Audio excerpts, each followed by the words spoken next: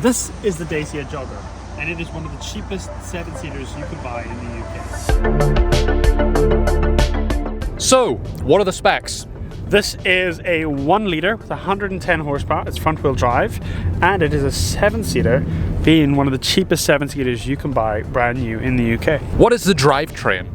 So you've got your 1 litre turbocharged 4-cylinder petrol engine with a 6-speed manual, and it is front wheel drive.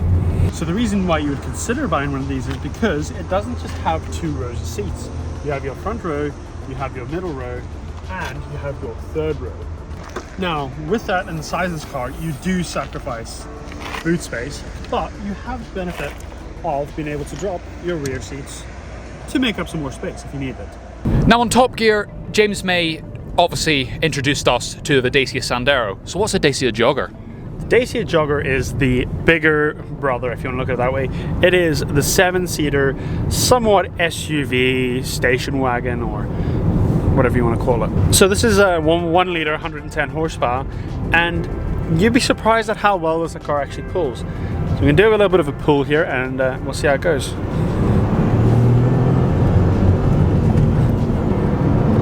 It pulls actually really well. I honestly wouldn't expect it to pull as much as that. When I first got in the car, I actually thought it was about a 1.6 or 2 litre petrol. Yeah. Because it pulls really well, specifically for a 1 litre. What driver aids come with this car?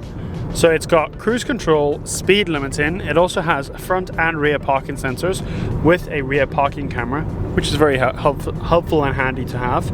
You also have electric wing mirrors that, obviously move. They do not fold electrically, but that's a benefit. You can control them without having to manually adjust them. But in order to be able to make a 7-seater with ample headroom, they've messed with the body lines a wee bit. If you look at this nice body line here, you can see it has a little bit of a bump into it. That's for rear passenger headroom. Now, you may think, small car, what's the legroom like? I'm 6'2", and this is my driving seat, driving position. There is a little bit of space, ample headroom, but really the most impressive part is when you get into the rear seats. Now, this is not going to be graceful. This is actually going to be quite embarrassing. But let me show you how you get in. You drop your rear seat, your middle row seat, and that's it. This doesn't move forward or anything. You've kind of got to do a bit of gymnastics to get in.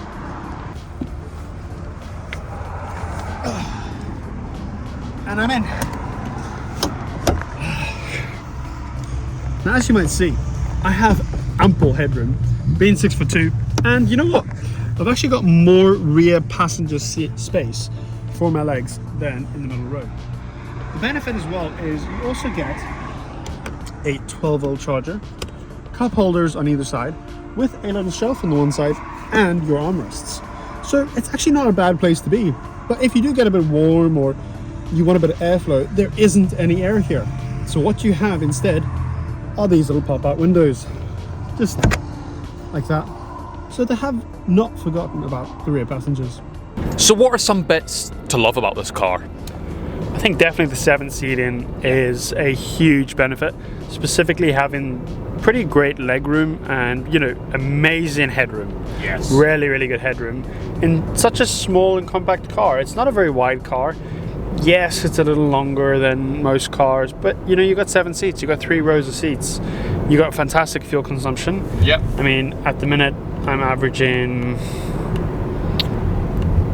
7.5 litres per 100 kilometers, which is this in miles per gallon. Yep. But do bear in mind, I have been driving relatively harshly with the car. We've not been trying to be economical in any way, shape, or form. Yeah.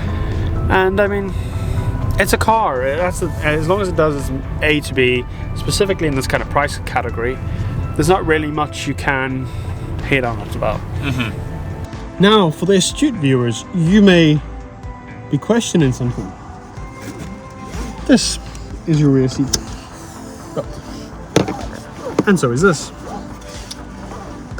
So then, what is this? There's only 2 seats in the rear.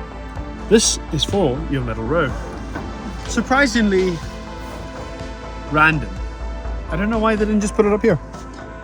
So, if you do buy a Dacia, and you wonder what that's for, it's for your middle row. What would be some of the quirks of the car? Well, I mean, probably the most obvious one to me right now is the built-in phone holder. It's connected straight to the display, and it's actually not a bad place to have your phone. I know, you know, you're supposed to have it on your right-hand side, but I mean, you got a USB charger right there, so your phone will never die. You can charge it, and I mean, that's a really pretty helpful and useful feature to have. The other thing as well is you've got electric windows in the front and the middle row, and in the rear row you have clip-out windows, so they pivot on the front and clip out in the back. So I mean, that's handy, so you can get a bit of ventilation in the rear if you need. There's also quite a few 12 volt charging ports. Yes, there is, yeah. Got one in each row, which is very, very handy if you have passengers or children with iPads or whatever. But I mean, there's a lot of things about this car that is unique.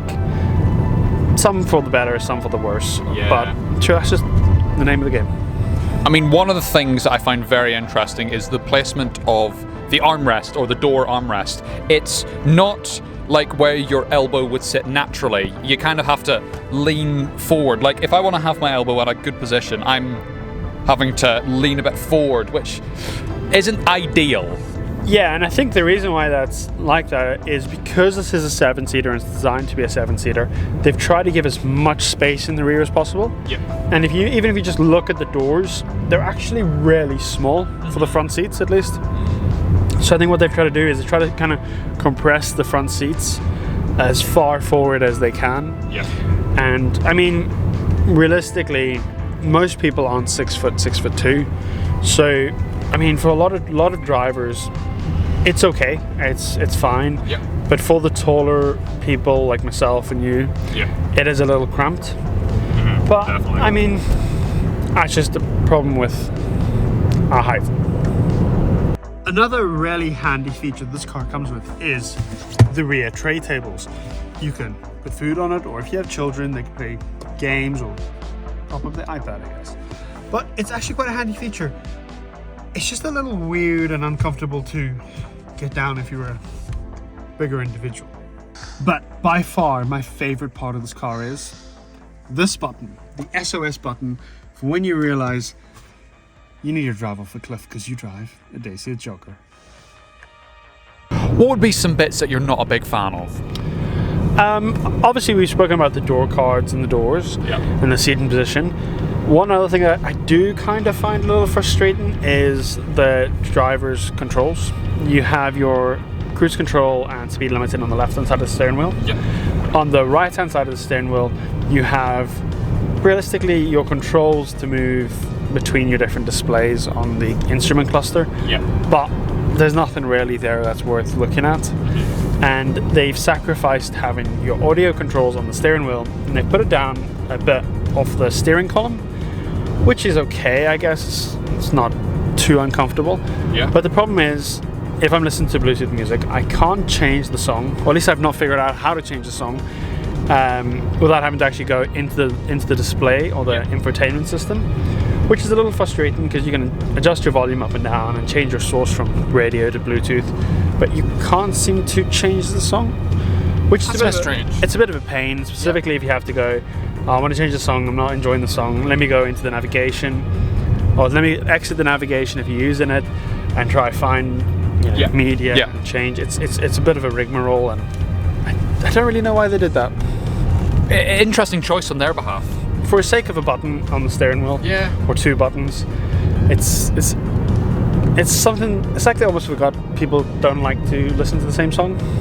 Now it's time to rate the car. So for Future Classic, we've given it a 2. For Daily, we've given it a 5.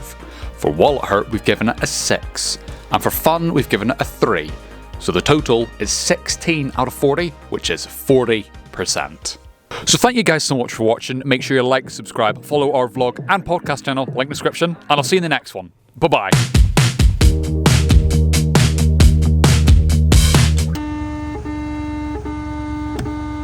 Jesus Christ. Jesus Christ. Now, being the extreme limited edition, you don't really get much.